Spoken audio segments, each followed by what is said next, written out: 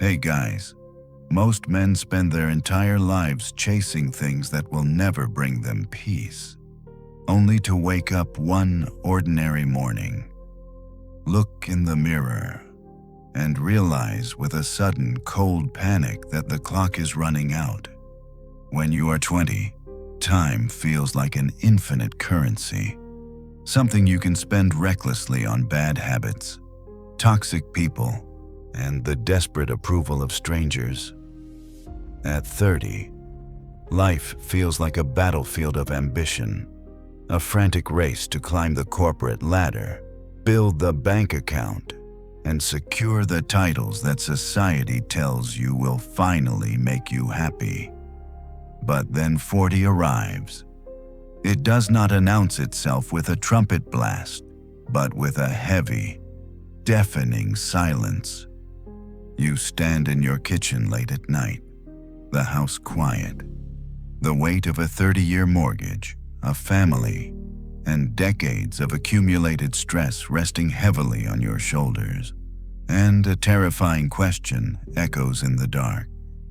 Is this all there is if you have felt that invisible weight? If you have stared at the ceiling at 2 a.m. wondering where your youth went, and why the success you chased hasn't brought you the tranquility you were promised. Do not look away, because this message is intimately and entirely for you. You are part of a silent brotherhood of men who are realizing that the old rules no longer apply. Society has handed you a flawed script for this exact moment. It tells you that the midlife crisis is inevitable, that you should mask your existential dread by desperately clinging to your fading youth, buying a sports car you do not need, or burning down the life you have built just to feel something real again. But the ancient Stoics, men who navigated the exact same human anxieties thousands of years ago, saw this transition not as a crisis, but as the ultimate awakening. The Roman philosopher Seneca observed that it is not that we have a short time to live, but that we waste much of it. Reaching your 40s is the universe's way of stripping away the illusion of infinite time so you can finally stop wasting your energy on trivialities. You are no longer a weed scrambling through the dirt. You are meant to be the deeply rooted oak, unbothered by the frantic winds of younger men. You have entered the crucible of your second act, a time where mistakes feel permanent and the margin for error shrinks, but where your clarity becomes razor sharp. You finally know what drains your spirit, which pursuits are hollow, and how incredibly heavy the armor of other people's expectations truly is.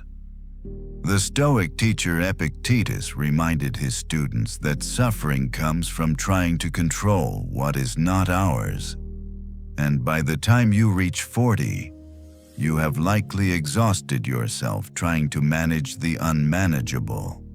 The Stoics knew that true power at this age does not come from adding more to your life, but from ruthlessly cutting away the excess.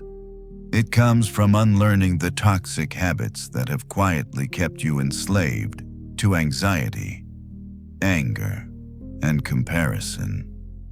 If you want to transform this heavy season of life into an era of untouchable peace and unshakable mastery, you must embrace the philosophy of subtraction. You must stop acting like a boy who believes he will live forever and start living with the deliberate, quiet strength of a man who knows exactly what his time is worth. We are going to walk through the 9 specific things that a truly Stoic man absolutely refuses to do once he crosses the threshold of age 40. The hidden traps and psychological chains that you must sever immediately if you want to stop drifting and start living. The first and perhaps most insidious trap you must step over is the desperate pursuit of your own past.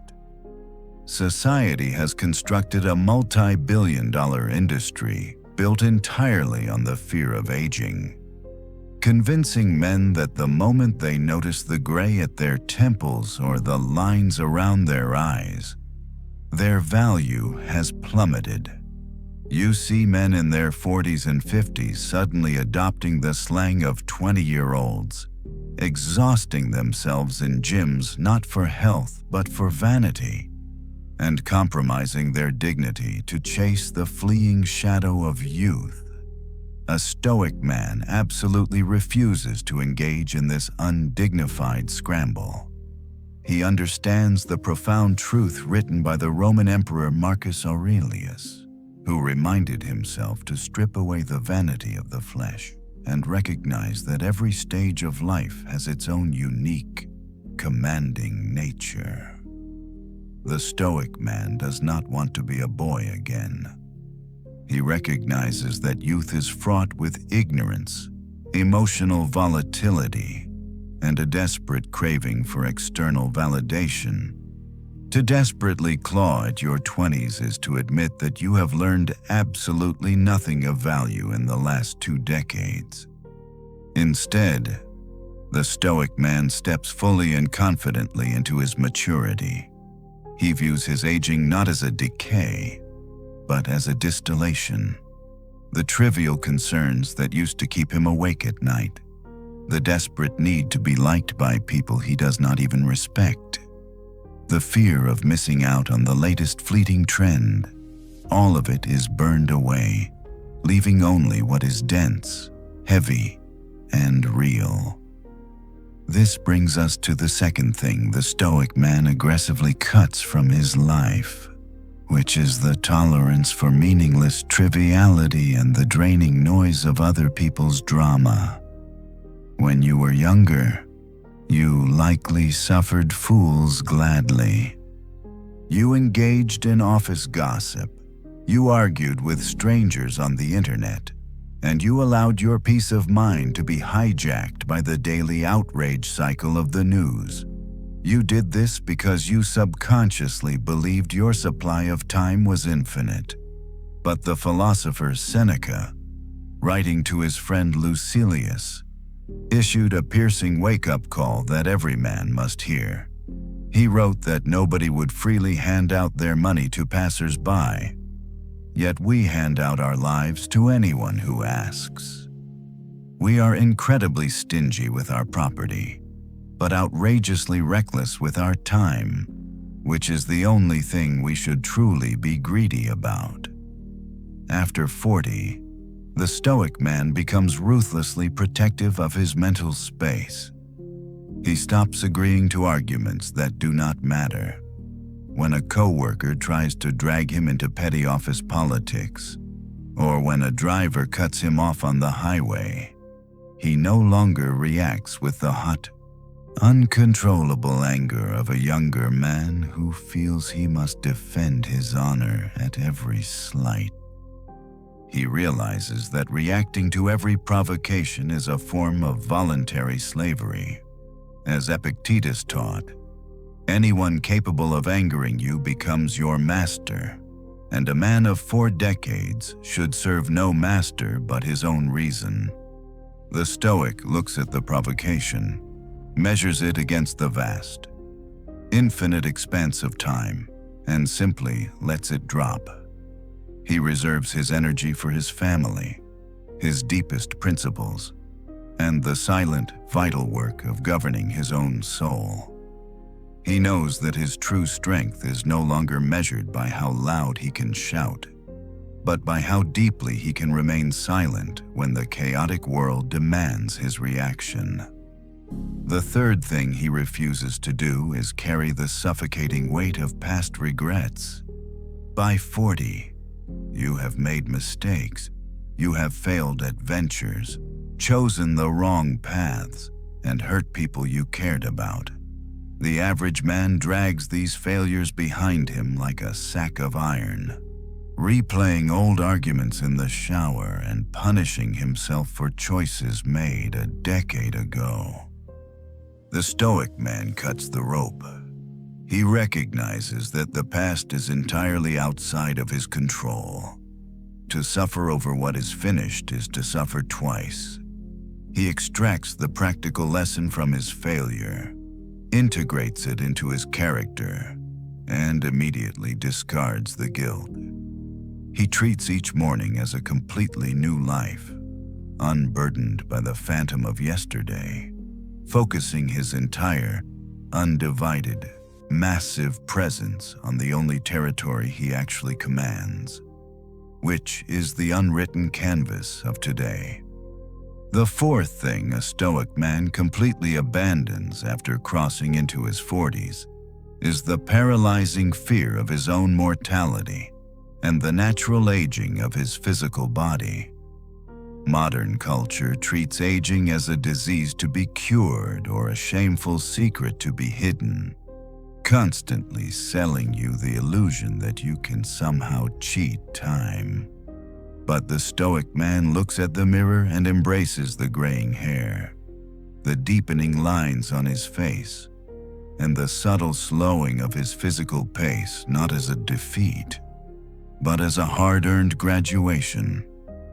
He understands that his body is merely a temporary vessel, a piece of clay loaned to him by nature, as the philosopher Epictetus taught.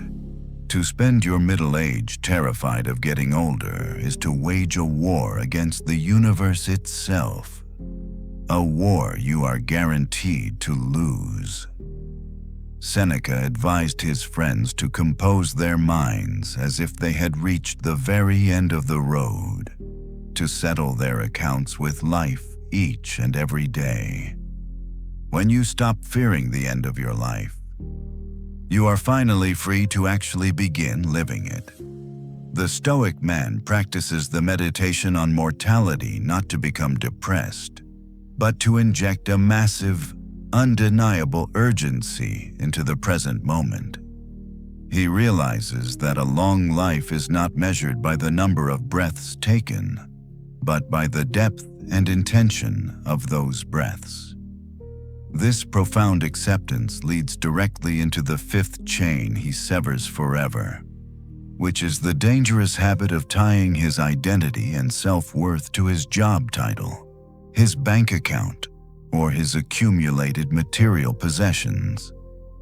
The classic midlife crisis strikes men so violently precisely because they have spent 20 years climbing a corporate ladder, sacrificing their peace, their health, and their families to acquire a title, only to reach the top and find that the view is completely empty.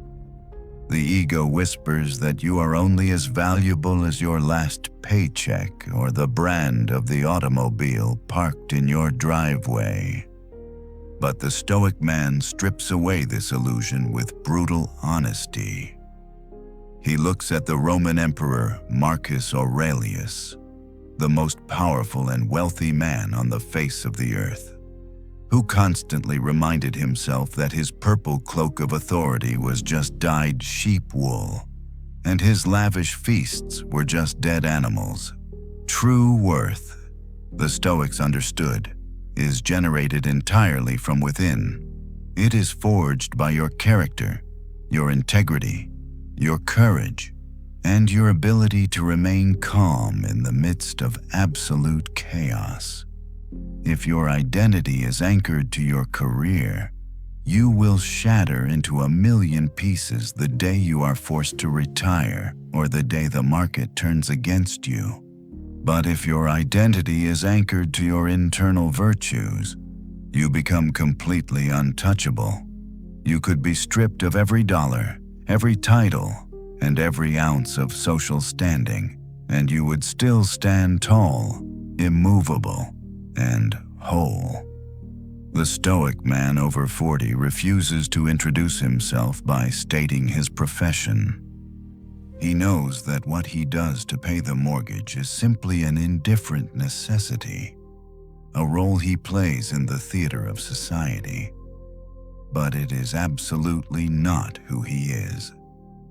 He realizes that true freedom is walking away from the endless comparison game that keeps younger men trapped in a cycle of anxiety and debt. He watches his peers exhaust themselves trying to impress neighbors they do not even respect, buying things they do not need, all to project a hollow image of success. He knows that wealth is perfectly acceptable to have, but it must never have you. This radical mental shift from external accumulation to internal cultivation requires immense courage, because it means willingly walking away from the deafening applause of the crowd and finding profound comfort in the quiet, absolute approval of your own conscience. This profound shift inward leads directly to the sixth illusion that a man must shatter as he enters his fifth decade, which is the exhausting and futile attempt to control other people. When you are a young father or a rising manager, control feels like a biological necessity. You dictate schedules, manage outcomes, and fiercely protect your domain because you believe that it is your absolute duty. But as you cross 40, especially as your children grow into adults and your career solidifies, the desperate need to micromanage the world becomes a heavy, suffocating chain. The Stoic philosopher Epictetus built his entire teaching around one brutal truth, which is the dichotomy of control. He taught that our most important choice in life is knowing what is up to us and what is entirely outside of our power. A Stoic man realizes that he does not own his children, his spouse, or his employees. He stops trying to forcefully engineer their choices to soothe his own internal anxiety. He understands that offering unsolicited advice to grown children or demanding that other people conform to his exact expectations is a guaranteed recipe for mutual misery. Instead of trying to aggressively steer the ships of everyone around him, he becomes the lighthouse. He leads entirely by the quiet, unshakable example of his own character, knowing that the only territory he actually rules is his own mind. He offers his wisdom only when it is explicitly requested, and he finds immense peace in letting other people suffer their own consequences and learn their own hard lessons. By releasing his desperate grip on the external world, he paradoxically gains absolute power over his internal world. Releasing this illusion of control brings us to the seventh profound change in a Stoic man's life. He absolutely refuses to postpone his existence for a mythical future. Modern society has sold men a dangerous lie, constantly telling them to endure decades of misery, to sacrifice their health, their families, and their peace of mind for the golden promise of a comfortable retirement when they are 65 years old. But the philosopher Seneca looked at this bargain and called it pure madness. He asked how we could be so foolish as to guarantee the future, which is entirely under the unpredictable control of fortune, while wasting the present moment, which is the only thing we actually possess. The Stoic man over 40 looks at the calendar and realizes with sobering clarity that he has already lived more days than he likely has left. He stops telling himself that he will finally start living, start reading, start relaxing, or start paying attention to his family once the mortgage is completely paid off or the executive promotion is secured. He knows that delaying your life is the most tragic waste of the human experience. As Epictetus harshly reminded his students, "You are no longer a boy, but a grown man. And if you continually add procrastination to procrastination, you will live and die as an ordinary, unfulfilled person. The Stoic man settles his accounts with life each and every day. He treats every single 24-hour period as a complete, self-contained lifetime. He enjoys his morning coffee without rushing. He gives his full, undivided presence to his loved ones, and he engages in his work not as a desperate sprint toward tomorrow, but as a deliberate, purposeful action today. He stops treating the present moment as an annoying obstacle on the way to the future, and instead embraces it as the only reality he will ever truly own. He understands deeply that the universe owes him no tomorrows. This realization does not make him reckless or irresponsible with his finances, but it utterly destroys the illusion that he can put off his own happiness. If there is a book he wants to read, he reads it today. If there is an apology he owes, he delivers it today. He does not wait for a perfect moment that will never arrive.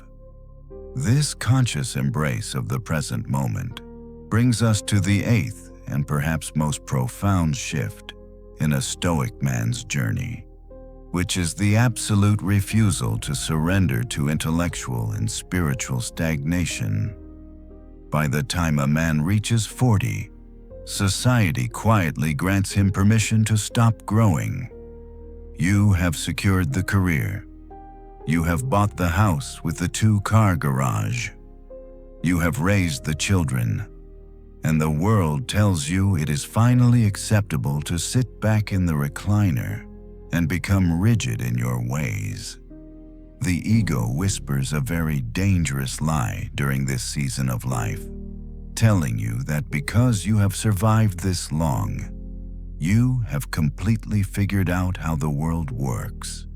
But the Stoic man recognizes that the moment you stop learning, you do not simply pause, you begin to spiritually decay.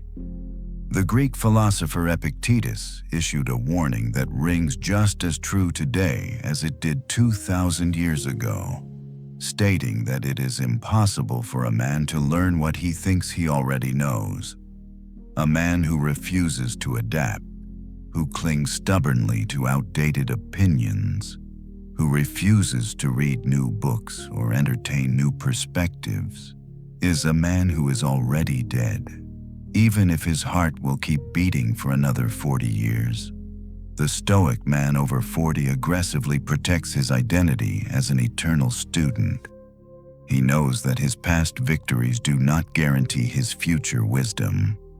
He reads deeply, he listens more than he speaks, and he ruthlessly examines his own deeply held beliefs to see if they are still serving his highest good. Seneca wrote to his friend that as long as you live, you must keep learning how to live. This is not a burden, but a profound liberation. It means that you are never finished, that your character is a masterpiece still in progress, and that your greatest insights might still be waiting for you in the second half of your life.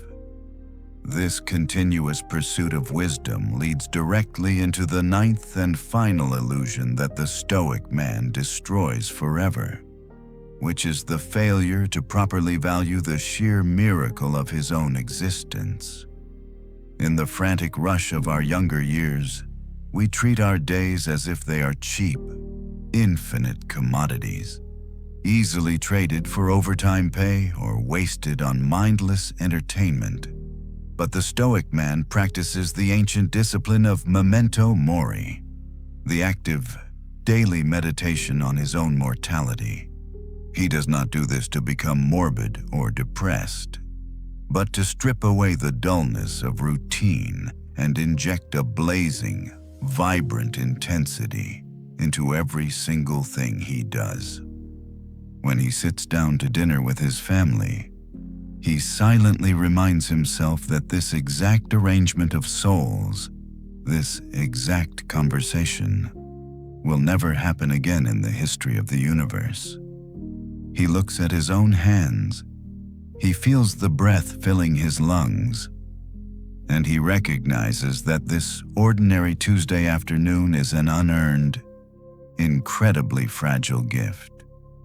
He refuses to take the people he loves for granted, understanding that they are merely on loan to him from the universe, liable to be recalled at any moment. By keeping the reality of his own impermanence constantly in his peripheral vision, he stops sweating the small stuff. He stops holding grudges over trivial misunderstandings. He stops caring about the opinions of people he does not even respect. The realization of death becomes his ultimate filter, instantly separating what is heavy, real, and meaningful from the absolutely worthless noise of modern life. He looks out at the world not with the anxious, grasping desperation of a younger man, but with the calm, deep, and unshakable gratitude of a man who knows exactly what his time is worth, and who absolutely refuses to waste another second of it. If you have listened this far, you have already begun the difficult process of stripping away the illusions that keep most men trapped in a cycle of quiet desperation. But here is a powerful truth that will strike directly at your ego, a realization that every man must face when he stands at the midpoint of his life. You cannot get back the years you have already spent, the time you wasted worrying about the opinions of strangers, the hours you surrendered to meaningless arguments, the decades you spent chasing titles and possessions that ultimately left you feeling hollow. All of that is gone. It has been swallowed by eternity, and no amount of regret or bargaining will return a single second of it to your account. The average man lets this realization crush him. He sinks into bitterness, mourning his lost youth and wondering where the time went. But the Stoic man does not mourn the past, because he understands that while he cannot reclaim the time he has spent, he now possesses something infinitely more valuable, which is absolute, unwavering control over the time that remains. Once you have severed the 9 chains we just explored, once you stop chasing the past, stop trying to micromanage your adult children, and stop tying your worth to your bank account, you are left standing in a profound, echoing silence. And in that silence, you finally discover what the Roman Emperor Marcus Aurelius called the inner citadel. For the first 40 years of your life, you likely lived as if everything outside of you had the power to dictate your internal state. You operated on the false assumption that external events demanded your emotional reaction. If someone insulted you, you felt obligated to be angry. If a financial setback occurred, you felt obligated to be anxious. You handed over the keys to your mind piece by piece, habit by habit, until your internal state no longer belonged to you. The Stoics recognize that control is rarely taken from us by force. It is almost always surrendered voluntarily. But the man who has stepped into his philosophical maturity realizes that no external event, no person, and no circumstance has direct access to his soul. They can only trigger a reaction if he grants them his absolute consent. This is the ultimate superpower of the second half of life. You realize that you do not need to control the world. You only need to control your consent. When a crisis arises, whether it is a health scare, a massive shift in the economy, or a sudden betrayal by someone you trusted. The Stoic man simply takes a breath. He creates a massive, insurmountable distance between the event itself and his judgment of the event. He looks at the chaos swirling around him and asks himself quietly, "Does this deserve my peace?" Most things do not. By refusing to react automatically, he reclaims his authority. He stops being a puppet violently jerked around by the strings of public opinion or sudden misfortune. This is not about suppressing your emotions or becoming a cold, unfeeling stone. It is about reaching a level of high awareness where you recognize that anger, defensiveness, and panic are simply exhausting. And at this stage in your journey, you no longer have the energy or the time to waste on things that do not serve your highest good. You begin to treat your peace of mind as your most fiercely guarded asset. You realize that true power is not about dominating a boardroom or imposing your will on your family. True power is standing in the middle of a violent storm, looking at the chaos, and deciding with absolute, unshakable calm that you will not let the storm enter your mind. This is the profound psychological freedom that awaits the man who is willing to do the hard work of self-examination, the man who stops running from the ticking clock and starts mastering the exact moment he is in. To sustain this impenetrable inner citadel as the years advance, the Stoic man must engage in a practice that modern society absolutely despises. He must look directly at the one inescapable reality that every other man is frantically trying to ignore. He must practice memento mori, the deliberate and daily meditation on his own death. In our modern culture, mortality is a taboo subject, hidden away in sterile hospital rooms, masked by expensive cosmetic surgeries, and drowned out by the relentless noise of digital entertainment. We are heavily conditioned to live as though we have an infinite supply of tomorrows, hoarding our wealth, holding onto our grudges, and delaying our true happiness for a distant future that is completely unguaranteed. But the Roman philosopher Seneca issued a piercing directive when he stated that no man can have a peaceful life who thinks too much about lengthening it. The Stoic man over 40 realizes a fundamental truth: he is already dying. Death is not a singular event that waits for us at the very end of the road. Death is happening right now. Every minute that passes, every day that concludes, is time that has been permanently handed over to death. When you finally accept this profound reality, it does not make you morbid, cynical, or depressed. It does the exact opposite. It violently wakes you up. It injects a blazing, vibrant intensity into every single action you take. The Emperor Marcus Aurelius commanded himself to think of himself as dead, to realize that he had already lived his life, and to take whatever time was left and live it properly. Imagine the absolute, weightless freedom of that perspective. If your life is already complete, if you consider this very evening as the absolute end of your allotted time, then waking up tomorrow morning is no longer an expectation or a right. It is an unearned, miraculous bonus. When you begin to view your days as a bonus, the heavy burden of entitlement completely vanishes from your shoulders. The traffic jam on the highway, the minor inconvenience at the grocery store, the petty slight from an insecure coworker, these things immediately lose their power to disturb your inner peace. because you recognize that you are incredibly fortunate just to be alive to experience them.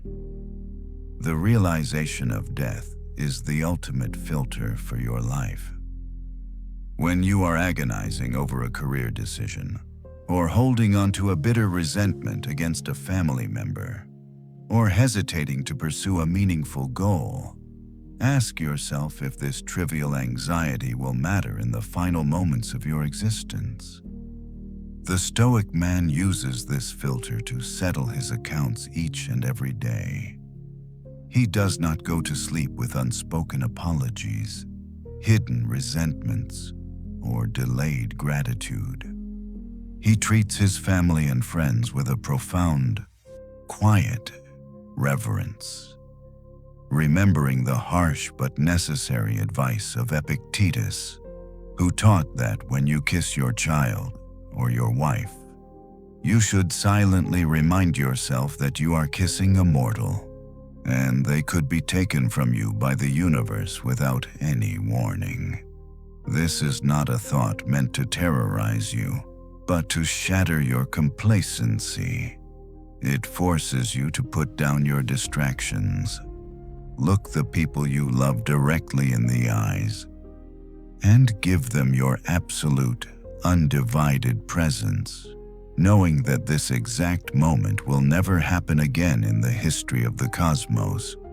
By keeping his mortality in his peripheral vision, the Stoic man ceases to be a slave to the mythical future and becomes a master of the immediate present, living with the quiet, devastating power of a man who has already conquered his greatest fear. As the fear of death loses its grip on your mind, you will begin to notice a profound shift in the atmosphere of your daily life. The frantic, buzzing noise of the world, the endless demands of society, and the heavy expectations that used to crush your shoulders will slowly fade into the background. In their place, you will find a deep, resonant silence.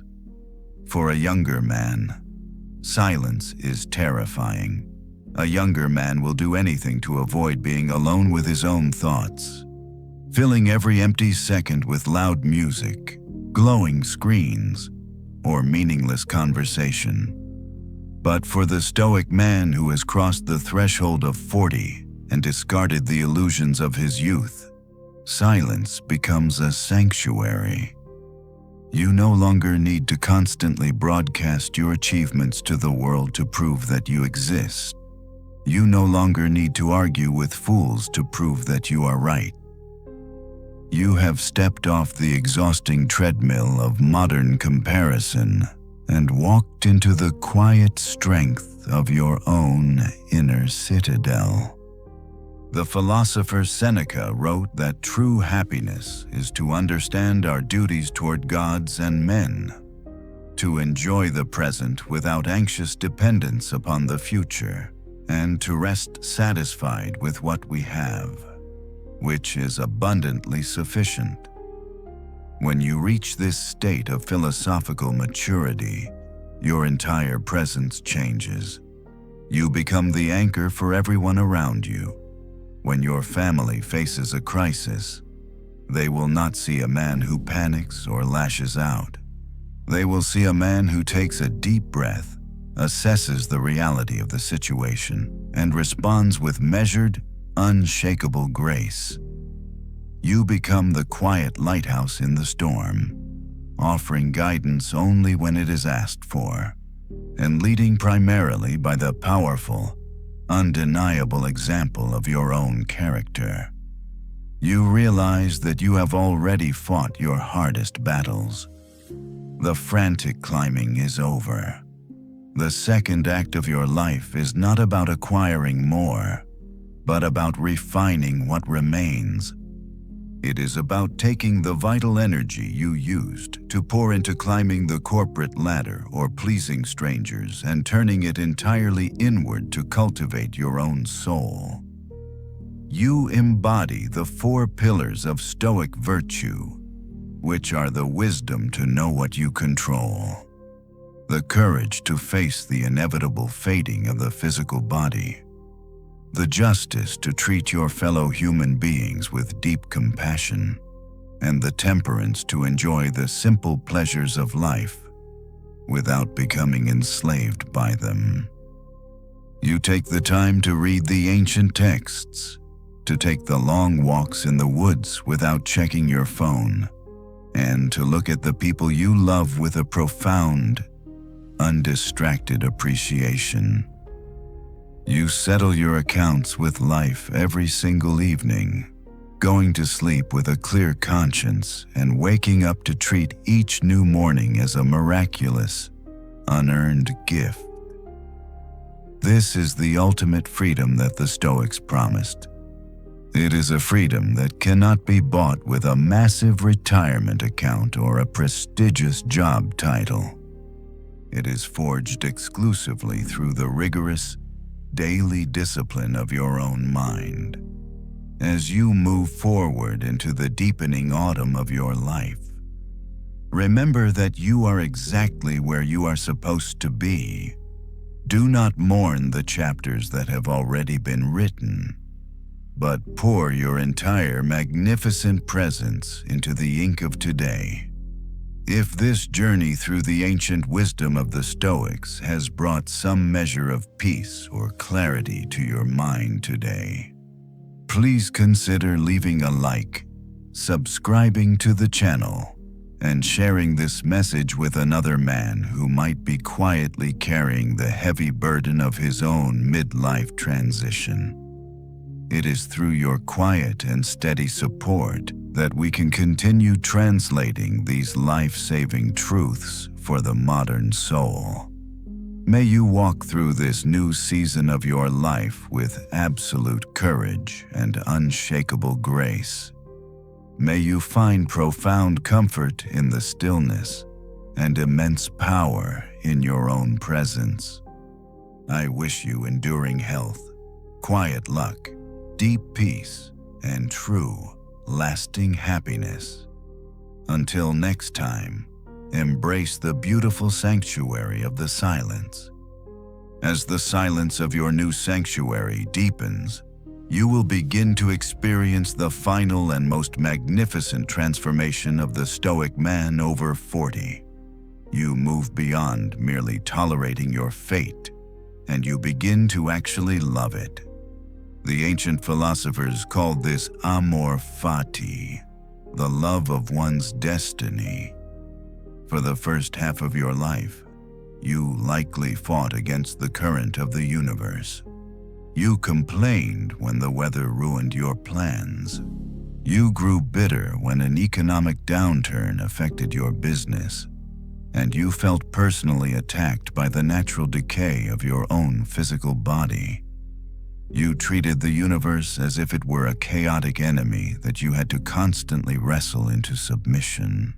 But now, standing in the quiet, unshakable strength of your inner citadel, you drop the sword.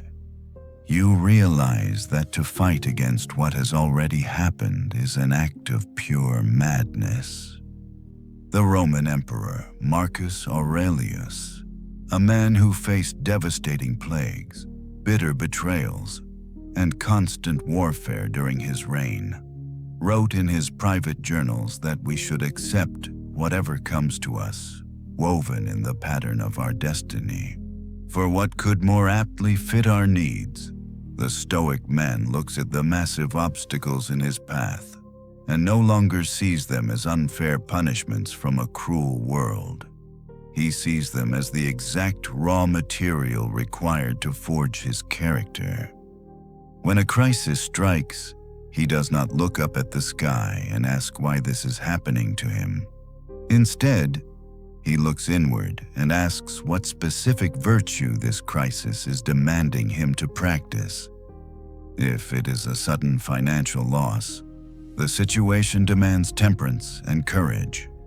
If it is the betrayal of a trusted friend, it demands forgiveness and justice. He understands deeply that the fire of his own reasoned choice can consume absolutely any obstacle and instantly turn it into fuel. This profound acceptance naturally leads to the dissolution of the fragile ego and the realization of what the Stoics called sympatheia, the deep, undeniable interconnectedness of all living things. In your youth, you likely viewed yourself as a separate, isolated individual, fiercely competing against everyone else for a limited slice of wealth and success. But as you mature into this philosophy, you begin to see that you are merely one small, vital cell in the massive organism of humanity. You recognize that you cannot truly harm another person without ultimately degrading your own character, and you cannot help another person without elevating your own soul. This realization entirely changes how you operate in the world. You no longer do good deeds to win the fleeting applause of the crowd, or to build a legacy that will be carved into a marble monument. You know that marble eventually crumbles into forgotten dust. You do the right thing simply because it is the natural function of a rational human being to do the right thing, just as it is the natural function of a bee to make honey. You perform your daily duties quietly, without expecting a reward, without seeking public recognition, and without holding bitter grudges against those who misunderstand you. You become a man who lives entirely in the present moment, deeply rooted in virtue, functioning as a calm and steady center of gravity for a frantic, anxious world. The philosopher Seneca reminded his readers that the entire earth is but a tiny point in the vastness of the cosmos, and the time we spend upon it is no more than a fleeting breath. When you truly grasp this massive cosmic scale, the heavy burdens of ambition, anxiety, and social comparison simply evaporate into thin air. You no longer need to be the loudest or most important voice in the room. You no longer need to desperately prove your relevance to a younger generation that is busy running on the very same exhausting treadmill you just bravely stepped off. You are finally free. You are free to simply be a good man, to tend to your family, to serve your local community, and to quietly cultivate the divine spark of reason within your own mind. You move through the remaining years of your life not with the frantic desperation of someone terrified of running out of time, but with the slow, majestic grace of a deep river finally reaching the ocean, merging perfectly with the natural order of the universe, unbothered, untouchable, and completely at peace. As we reach the end of this reflection, I want you to take a deep, slow breath and look at the man you have become. Crossing the threshold of 40 is not the beginning of the end, but the profound initiation into your truest power. You have spent decades carrying the heavy, exhausting armor of other people's expectations, fighting battles that were never yours to win, and chasing illusions that only left you feeling hollow. But now, by refusing to engage in these 9 destructive habits, you have finally set that armor down. You have cleared the brush, silenced the deafening noise of the crowd, and built an impenetrable inner citadel where your peace of mind is fiercely and permanently protected. You understand now that true freedom is not about controlling the chaotic world around you, but mastering the infinite world within you. The exhausting days of reacting, proving, and desperately clinging to your fading youth are over. You are stepping into the deep, still waters of philosophical maturity, embracing your fate with the quiet, unshakable confidence of a man who knows exactly what his time is worth. If this journey into ancient Stoic wisdom has brought you clarity, strength, or a sense of profound peace today, please consider leaving a like, subscribing to the channel, and sharing this video with another man who might be silently struggling with his own midlife transition. It is through your quiet and steady support that we can continue translating these life-saving truths for the modern soul.